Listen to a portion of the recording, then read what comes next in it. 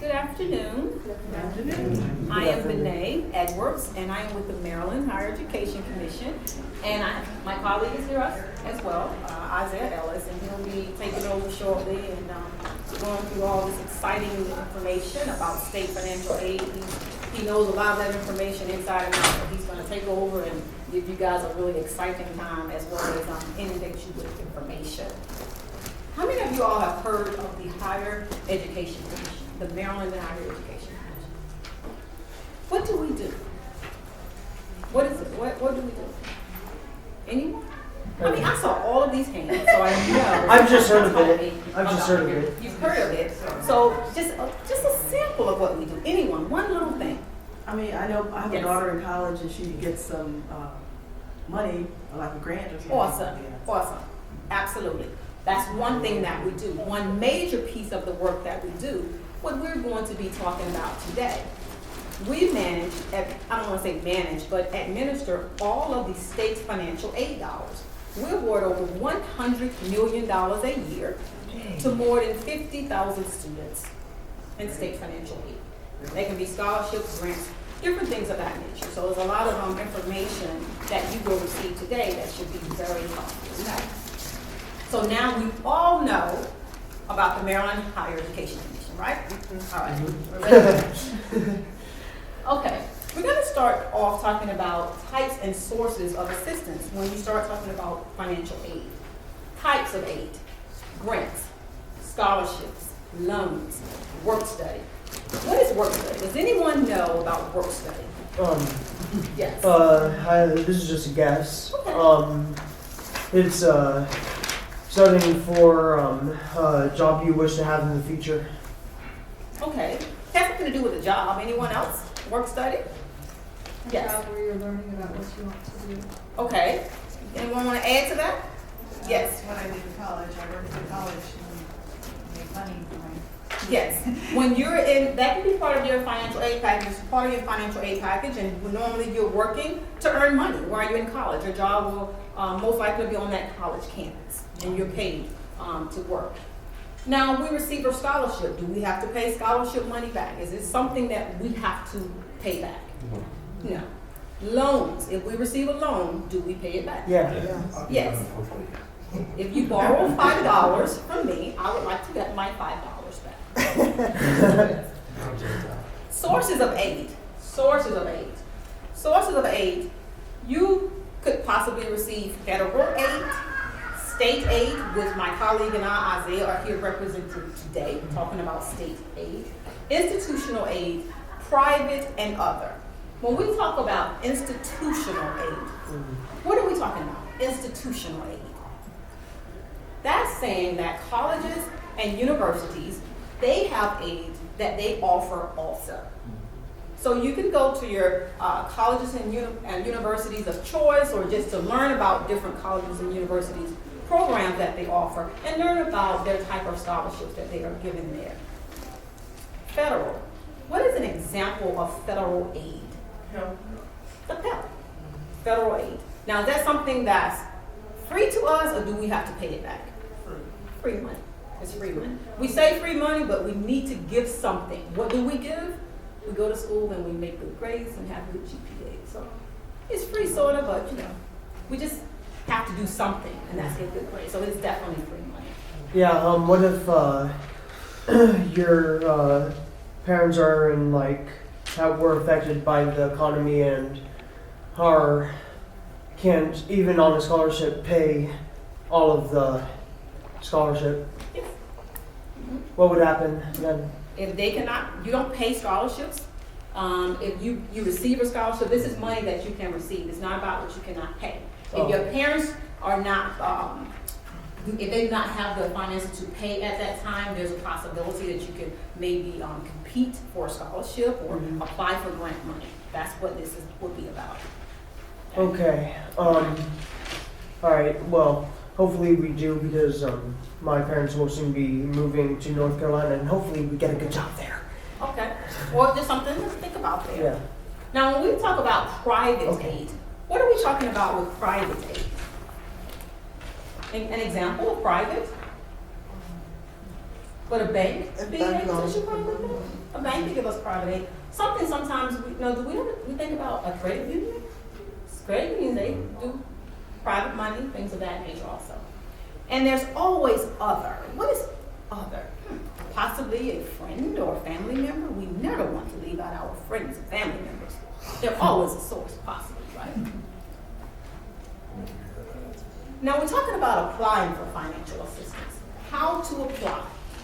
You want to research, because that's where you will learn about different opportunities, learn about what you need to do to be eligible, learn about deadlines. This is things that you need to do. Deadlines. We know deadline means something. What does it mean? What does a deadline mean? Time you get into complete task. This is it. This is it. This is a deadline. I need to meet whatever I'm trying to do by this deadline. It means something. So pay attention to deadlines and make every effort to meet the deadlines. Make every effort. Just something we want to make sure that you think about. And you always want to start by completing the free application for federal student aid. The free application for federal student aid, the FAFSA. We always want to make sure that's the first thing that we do. It's available each year in January 1st, each year. Your email, you want to check your email. Check your email. Update your sources of contact. If you submit one contact number and then you change it, people need to be able to reach you. So you always want to check your email and any sources of contact that you have given and make sure they are up to date. Now, if you have an email account that you do not check, you check it once every 6 months. Is this something you want to share? No. No, because there's really good information that could be going to your email and you never get it. And then, as always, learn as much as you can about financial assistance opportunities. Learn about all types of aid. That's very important. Now let's talk about the free application for federal student aid, the FAFSA. What is the first word? Free. Free. So if I come to you and I say, I can really help you. I can help you complete this form. But I need you to pay me about $150. What should you tell me? Bye. That's a good thing to tell me. Bye, I do not need your help. There are so many ways to receive help to complete this form. You have the federal government, their Office of Student Federal Aid. They have hotlines, they have Twitter accounts. You have the financial aid offices at the colleges and universities. There's so many ways to receive help with completing this form. It is free. Do not pay anyone to do this for you. You can find the form online at FAFSA.gov. You want to make sure you complete all items on the form. If it is a zero, and I'm saying form, but it's an application. If it's a zero, you should make sure you enter a zero. Everything, you need to do that. And always you can contact the counselor at a high school, or you can go to the colleges and universities and talk with the financial aid offices there. And I'm going to say this, but I'm going to say something on top of it. We always talk about you have to have a personal identification number to sign the application electronically. That will be changing, most likely, I think so, but that will, I'm sure when you go to the site, the FAFSA.gov site, to complete that application, you will be directed on whether you would be using a password or if you needed to create a personal identification number. That information will be readily available. We have heard that will be changing, but we will be speaking very prematurely today to say when that's going to happen. Okay? And when you complete the application, that is the free application for federal student aid, list all schools that you would like to attend. We're talking about Maryland state aid. So we're talking about institutions in the state of Maryland, right? So make sure that you have an institution in Maryland. List an institution in Maryland. Because that is the only way you're going to know about your state aid that is available to you. Oh, You do so not list a you state can aid, go you to- do not list a state organization then you will not know what you could receive from that institution, okay? And we said deadlines earlier. There's a deadline for state aid to complete the free application for federal student aid, and that's March 1st. So you want to complete the FAFSA by March 1st each year. It's our state deadline. And, go ahead, I'm sorry. With a lot of the kids we deal with, sometimes the families are involved because I work for ROTC. Yes. So what can you do, like documentation-wise, if the parents are involved? Because they always ask, when I've gotten kids into college from state, the parents' tax returns. So if you're like 18 to 21, they're going to want it. What do you do if it's not possible? You're gonna need to work with the financial aid office at the institutions on that one. Right. Yes.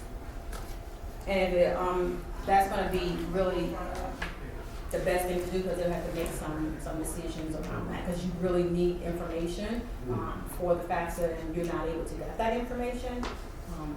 I would definitely work with the financial aid office. But they would give you really good advice.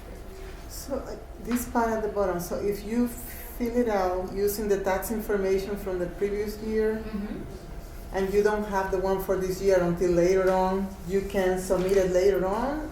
Okay. Yes. And this is just some things that you do not want to forget.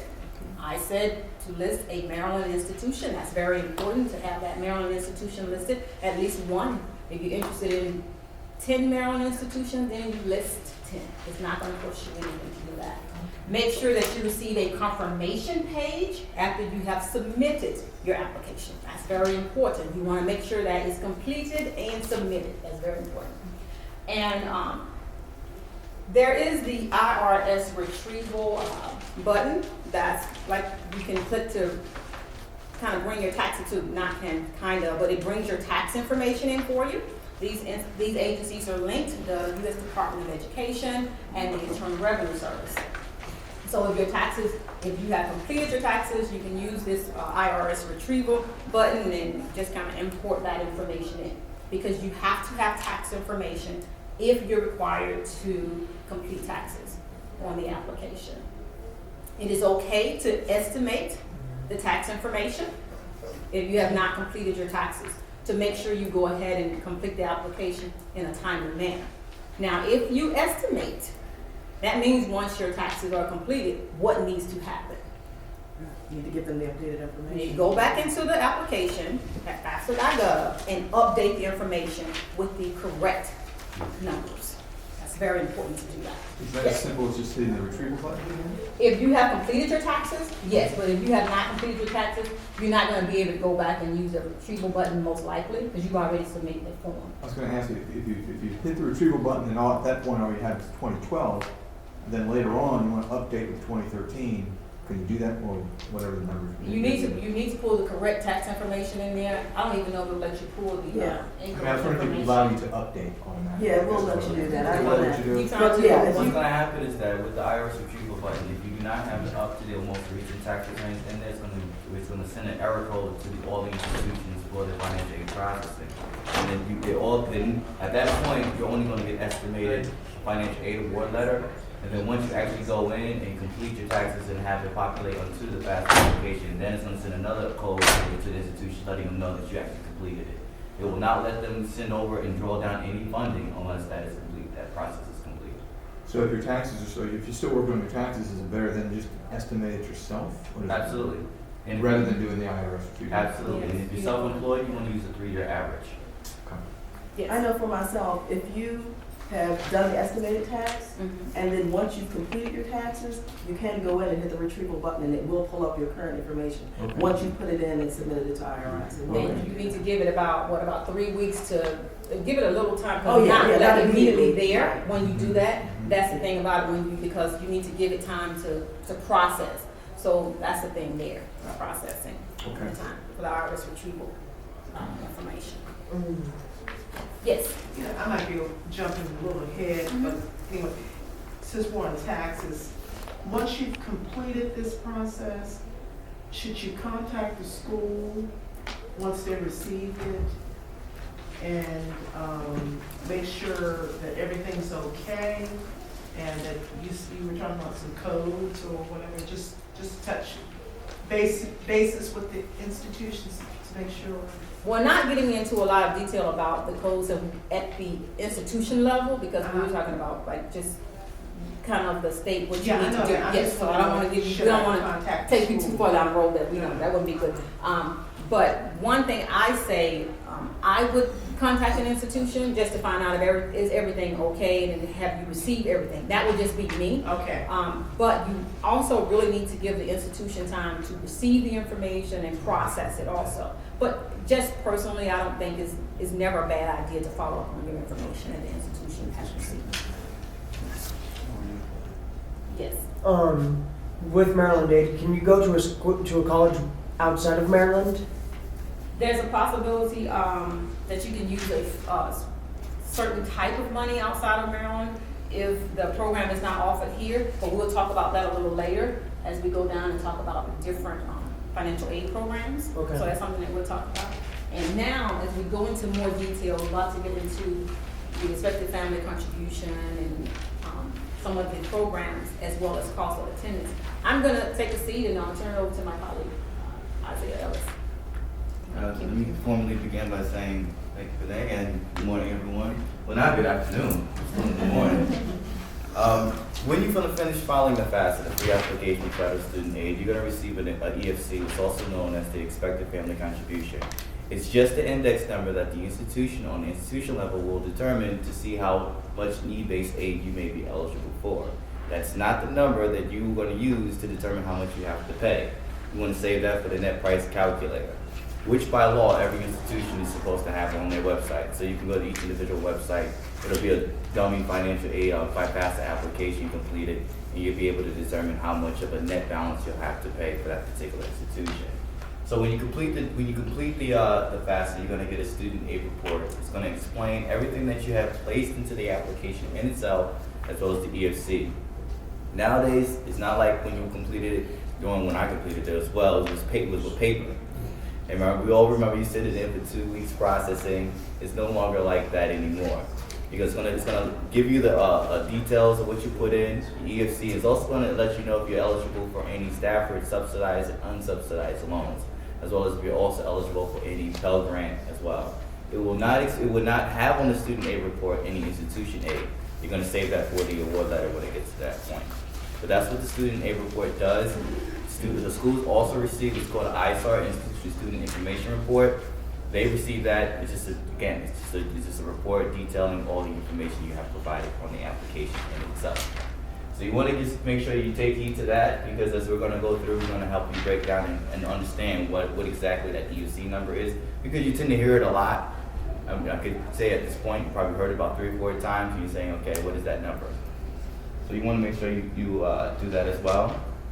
Now, when determining how much money that you have in regards to need-based aid, they look into your cost of attendance, which is your tuition, your room and board, books and supplies, transportation costs, personal expenses, as well as any child care fee, depending on if you have a child. All that is taken into account to determine how much aid or how much is the cost to go to that particular institution. That's why these costs vary per institution, because some schools have on campus and some schools do not. So they can't charge you for room and board if they in fact don't have room and board to actually charge you or supply you. So these things you have to take into account. So let's look at the community college, for example, PG. And then we look at, let's say, University of Maryland College Park. These are 2 different types of institutions. So one can offer you room and board and the other cannot. That's why the cost of attendance varies per institution, as well as per institution type. So as we break it down to determine how much from the financial aid office, they're going to look at their cost of attendance. Let's say for this particular institution, they have room and board to supply the student, and that cost the total cost for a student to go to their school would cost $10,500. Now that is not the bill. Remember, in order for a student to generate a bill, they must 1, be accepted into the school, B, must register for classes. And that's where that bill's going to come from, is all the classes that they register for, whether it be between 9 credits, 10 credits, 11 credits, 12 credits, or up. And then if they decide to take their room and board, sure. Yeah. The previous slide has a childcare on it. Mm-hmm. Do some schools provide do they pay for childcare in some of the schools?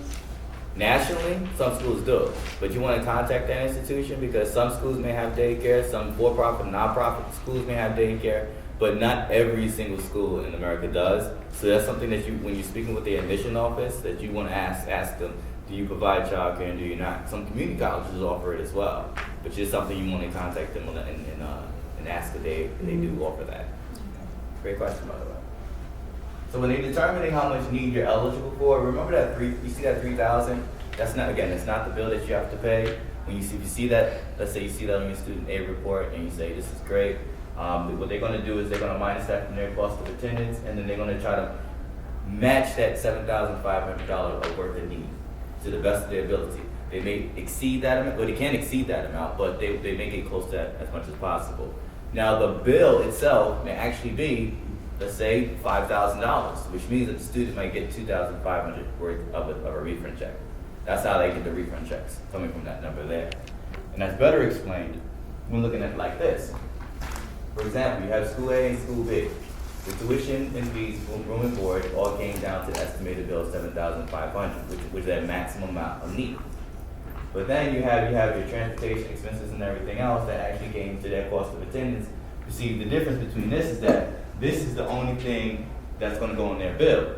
These are just, after determining your cost of attendance, just different things that may cost, that miscellaneous costs that are not calculated on the bill itself. Okay? Because you don't have on the bill gas charges. You're not going to see on the bill any particular types of, let's say, for example, soap, or if you had to go get Fruit of the Loom's underwear, you're not going to see that on the bill. But what you will see on the bill is your tuition and fees, room and board, and any expenses such as, let's say, I don't know, a ticket that they may have received for parking in the handicap spot. So you want to just look into those things that's what the bill would explain. This is another show of example for school B. You have your tuition and fees, you have your room and board, but also what they did with a student who in some schools can do is charge their books to their bill. So guess what that's going to go to? Their bill. You see, and then it'll break it down to determine the cost of attendance. But that's what the bills are going to be looking at. And this is just an evaluation of the cost of attendance. So you want to make sure that when you're thinking about applying to any Maryland state aid, that you are creating, or the student is creating, an MDCAPS account. It's imperative that they create one as soon as possible. The reason being is that we will send notification to their email, but in order for them to accept any award that we do award them, they are required to go into the MDCAPS and accept it. They can also go into this account to update their information, their enrollment information, as well as what school they're planning to go with, if they're going full-time or part-time and things and so forth. If they have a change of address and end up moving from one location to the next, they need to go into here. Because if we send notifications home to your house or anything and they're at another location, how are we supposed to know? So you want to make sure that they're going into that account and they're updating that information. So this, I'm getting overwhelmed now. But so these MDCAPS, whatever that stands for, that is only after you have filled out that Maryland, the federal. The FAFSA, Uh-huh. you can create this beforehand. You can Okay. create one right now. If the student is in 11th grade, they can create one right now. Okay. So you want to but when you create it, you want to make sure that, as Ms. Spinay stated earlier, you want to make sure you have the email that you actually check. Okay. So therefore, we can send you a notification. That's how we're going to capture that email address. Is once the student creates the MDCAPS account, Okay. that's how we're going to capture it. All right. So that's the email of the student. Yeah, I work with transition youth with Division of Rehab Services. And some of my students, or a few of them, had gone to some other schools outside Maryland because the major wasn't offered in Maryland schools. How would that type of FAFSA, how can it be filled out when the major they are applying for is not provided in any of the Maryland schools? And they're thinking of going to maybe some other schools outside Maryland. Well, How does that work? Well, two things. One, it's a federal form, so it's not just specific to Maryland in itself. It's a free application for federal student aid. It's just an application the student complete just to determine how much aid they're eligible for. Mm-hmm. So It's federal, so they can go to any institution nationally. It would be, every institution will evaluate them differently. So it has nothing just to do specifically with Maryland. But what happens is that as soon as you complete that FAFSA form, you put one Maryland institution on there, we at the Maryland State Higher Education Commission, also through our Office of Student Financial Assistance, will look at that application to determine if they're eligible for any in-state aid. And I'll get into that in a second. But that's a federal form that many institutions, not in state agencies, just use to determine the need-based aid. Does that make sense? Yeah. Now, I was told that if your child does not, is not eligible for reduced meals or something like that, they're even too bother to fill out the FAFSA. Well, that's false. I'm going to tell you that straightforward. Okay. The reason being is that when I was a financial aid counselor many moons ago, not too long ago, but many moons ago, I had a family that came in with about $600,000 of a salary, but they had 7 kids in college. Okay. So essentially what I'm telling you is that the FAFSA takes into account different allowances, such as the number in the household, number of students and family members in college, and there are other different allowances, income, and as well as assets. So just because you have a big boatload of money does not necessarily mean that just because you're not eligible for free and reduced meals or farm, that you're not eligible for any aid at all. And with this particular family, they had an EOC of $3,500. So essentially, they were eligible for a Pell Grant, and they were eligible for the Stafford loans and other institutional aid, even though they weren't eligible for free and reduced meals. Okay. So I would recommend, regardless of the salary, you go ahead and complete that FAFSA. I don't care if you earn $1 million, because there may be some things happening in your family, such as a medical. You're earning $1 million, but you're taking care of a whole family. Like, let's take 19 kids and counting. Okay, let's take that for example. Okay. And let's say they earn about $500,000, and all those kids go to college. That EFC is going to be pretty low. Okay. So you want to take those into account as well. And also, I'm wondering, when you think about it, some of the institutions, well, most of the institutions require anyway for like merit scholarships, for the scholarships that they offer at the institution level, right? Yep, absolutely. Oh, okay. So you mentioned the EFC, is that a capped off amount?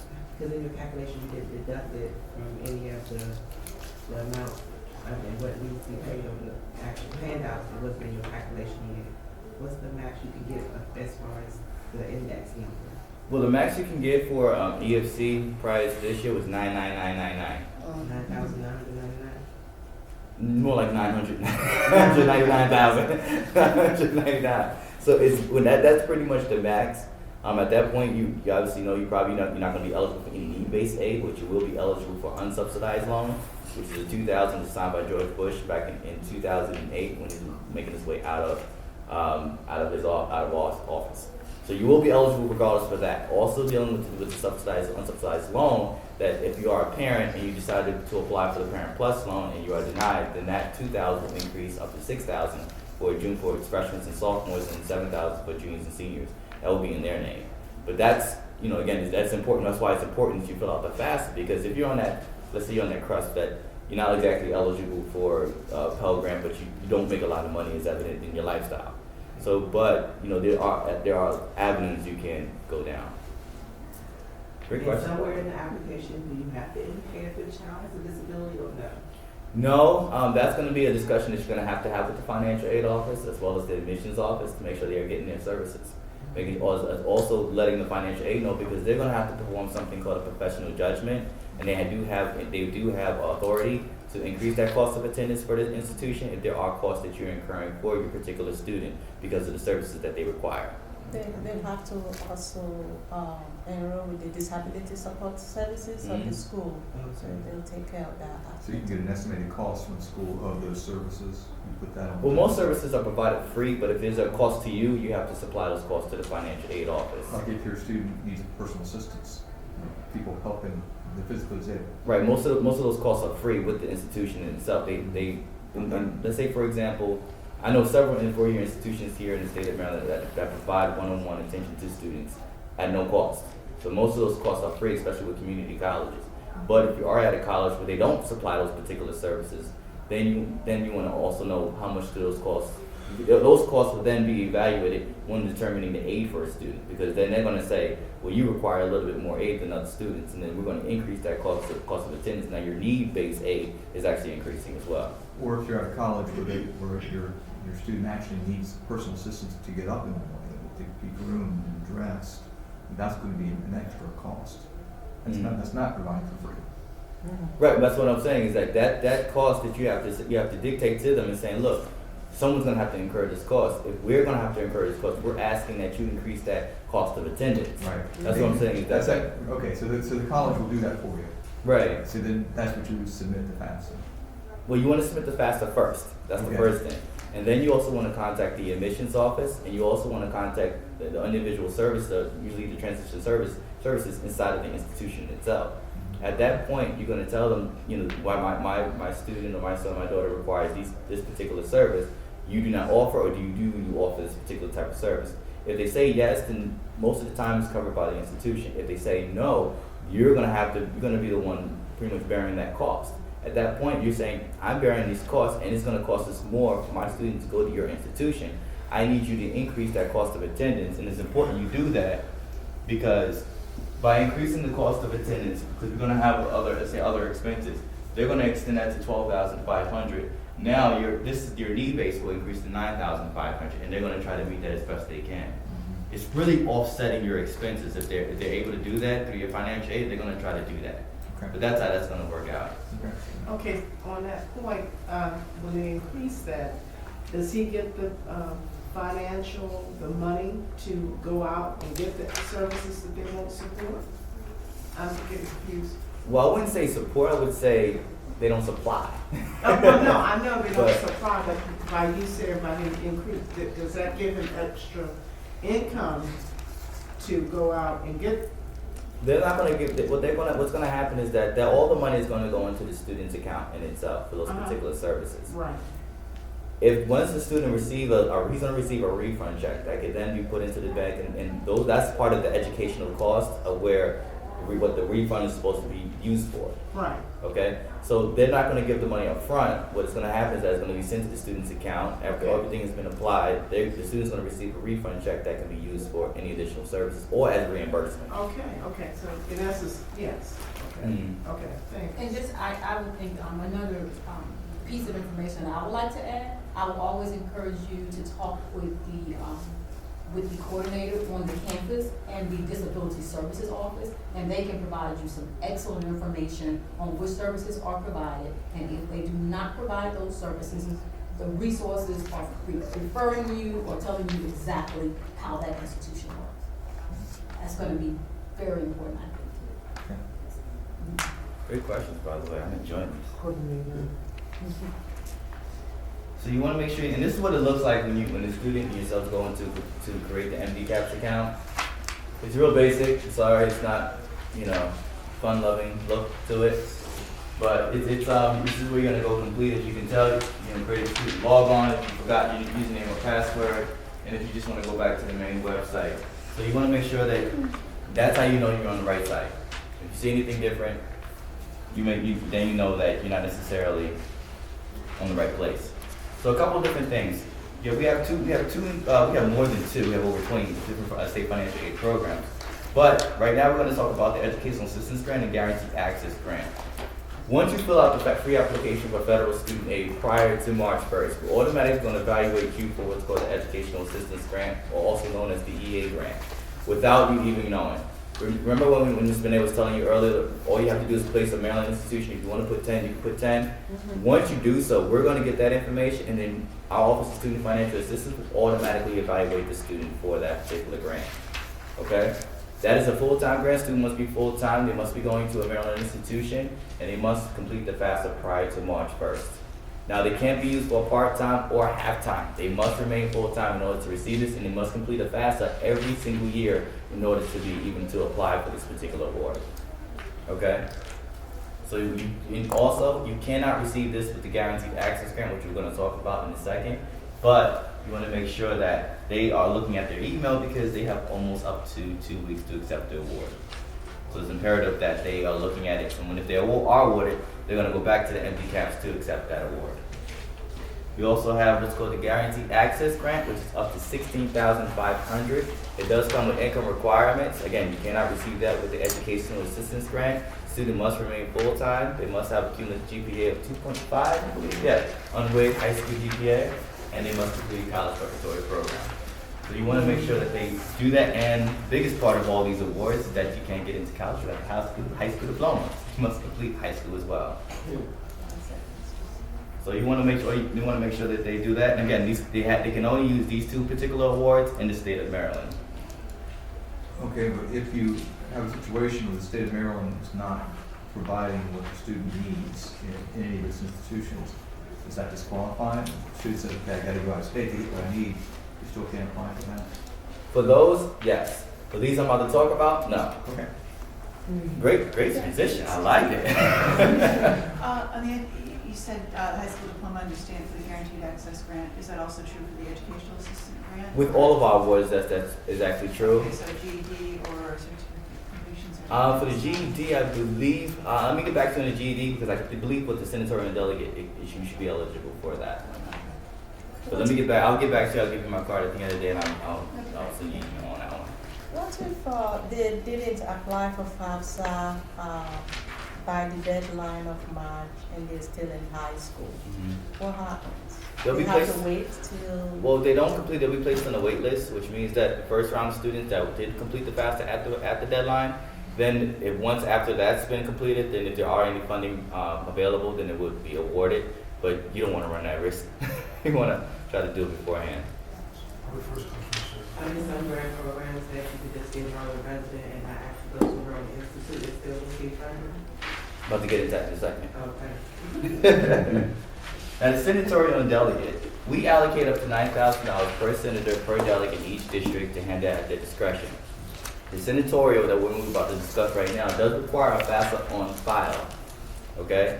What a student must go to is go to www.mdelect.net. It's right behind me.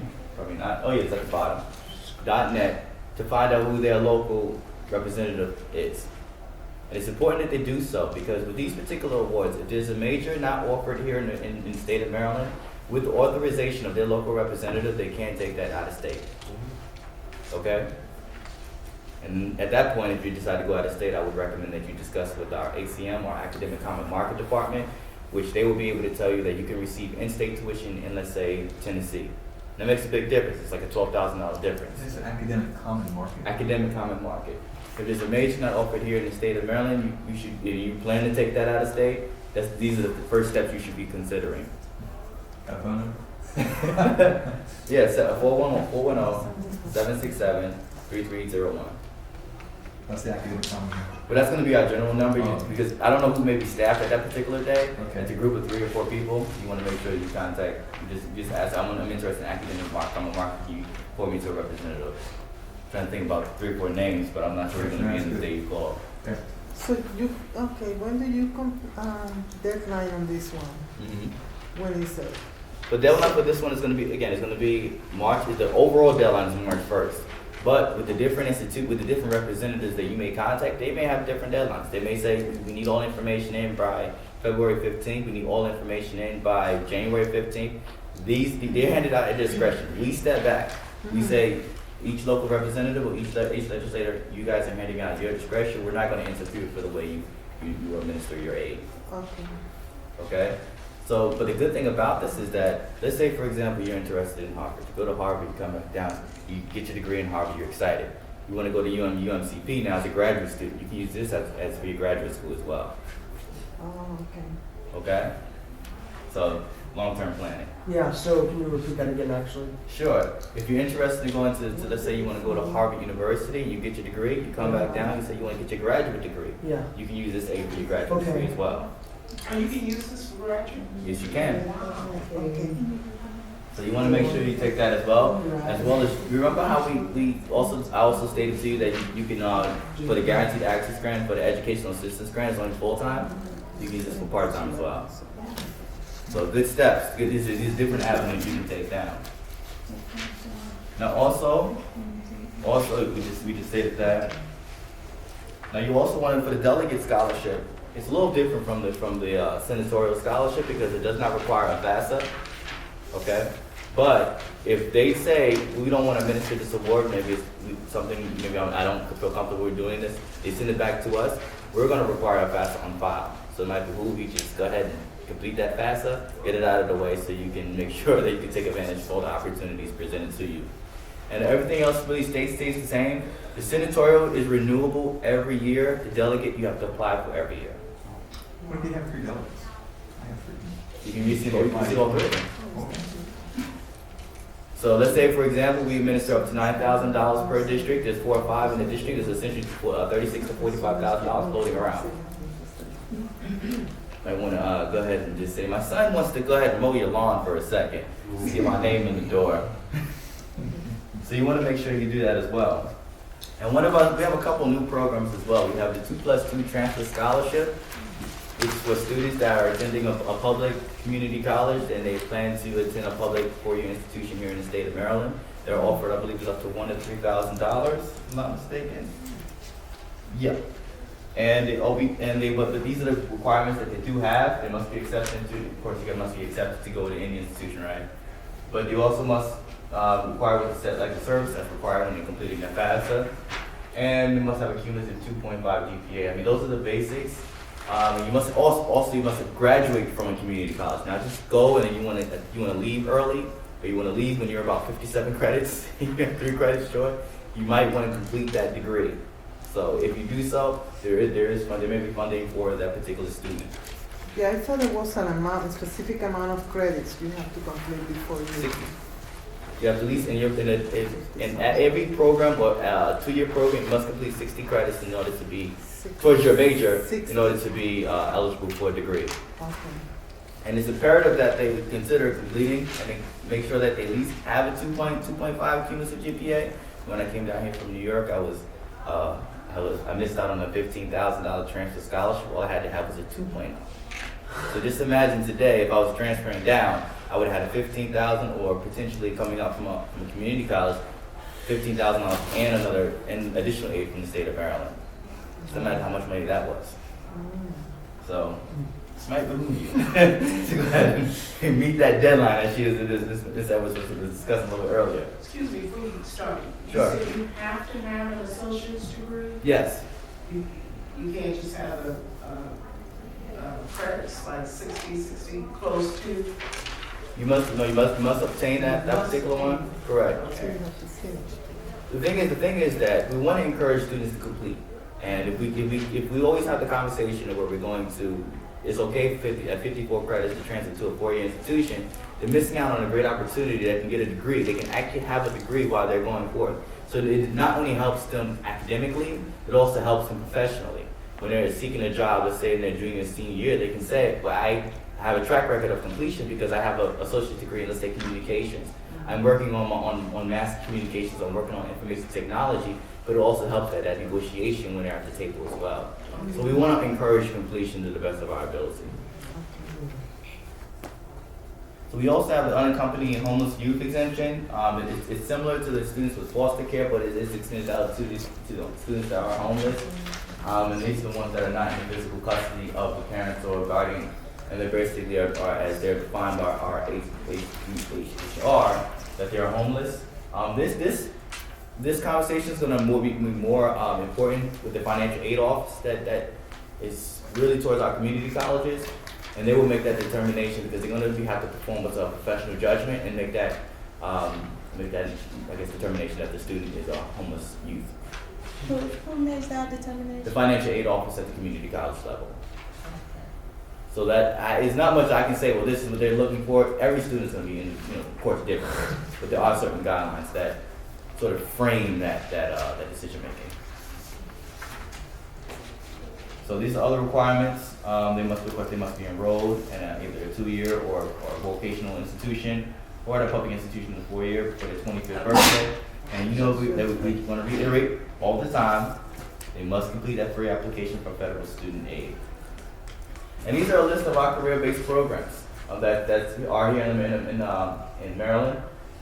Again, these are more tailored to students that actually completed the 4-year institution and they are enrolling in, let's say, a service-based program. They may have to perform 2 years, 3 years of services. But if they are doing so, they can have certain different things that they can apply for, such as loan assistance, loan reimbursement. I mean, these things help out students because we all know that they're taking out a lot of loan debt today. So these all help. This list is available on our website, so it'll give you more information about this particular one. So I encourage you to visit us. Also, you might want to consider that as our final recommendations to you, that we will apply early. The reason why we're saying that is because our deadline is March 1st, but we do know that institutions have earlier deadlines. Remember the 15,000 I missed out on? Well, that school deadline was February 15th. So you want when you're researching a particular institution that you're looking to go to, research their deadlines. Do it early, so you know exactly what documentation that you need by a certain date. So I would recommend apply for many grants and scholarships as possible. I would say think outside the box as best you can.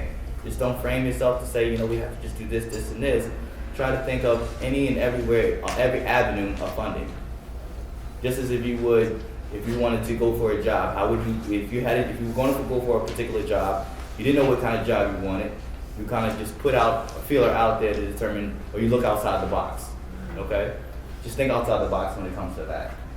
And just remember that if you have any questions, your Office of Student Financial Assistance is happy to help you. We're happy to help you, as well as the financial aid professionals and guidance counselors that are available on the high school level. So just remember that, and remember your deadlines. Very important. So the EMC, you have to be the. Do you guys want to do grants and loans for like vocational school? Because I know a lot of kids are interested in like automobile and other stuff like that. Most of our awards offered here in the state of Maryland are towards vocational schools as well. Sure. That's a good point, because when I encountered, my son has disabilities and he went to a community college. And the FAFSA did not cover non-credit. Like if he's not ready at a point to go to, he had to go through challenge to prepare him. So FAFSA did not cover the. Well, there's a number of aid that it does not primarily cover, non-credit courses per se. Classes. And that's or prerequisite classes.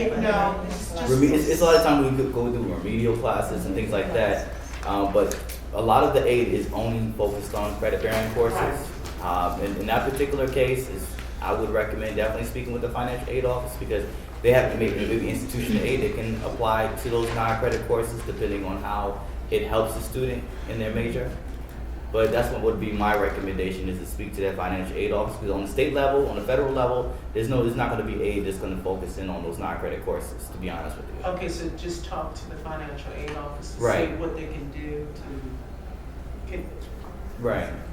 And another good case is that here in the state of Maryland, we do offer the tuition waivers for students with a documented disability, and that's at on the community college level. So I would also recommend that if your student does have a disability, make sure it's a documented disability. They got to receive Social Security as well. Yes.